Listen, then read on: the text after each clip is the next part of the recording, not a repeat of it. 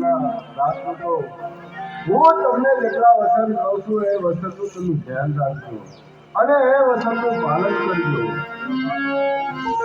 અરે હા, મારી સમાધિની પૂર્ણાવતી થાય કૈલાસમાંથી ભોળાનાથ કે વૈકુંઠમાંથી વિષ્ણુ આવે તો એ મારી સમાધિનો પડદો ખોલતો નહીં.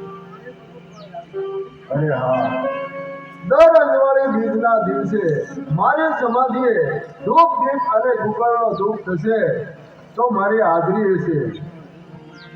હા પ્રભુ. અને હા, કાયમના માટે જો તમે મારા વચનનું પાલન કરશો તો દર બીજી પેઢીએ એક તીર પ્રગટ થશે. પણ હા, જોજો કે મારા વચનનો કોઈ ભંગ ન થવો જોઈએ એનું તમે ખાસ ધ્યાન રાખજો.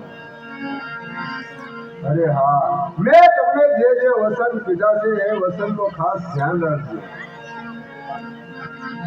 જય અલગ ધણી.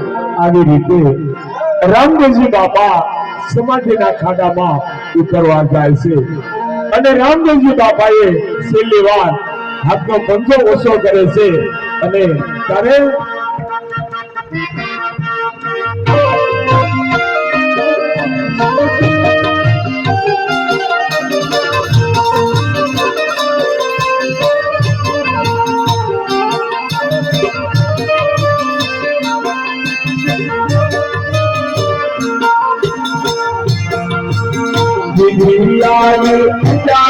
ગુરુનાથ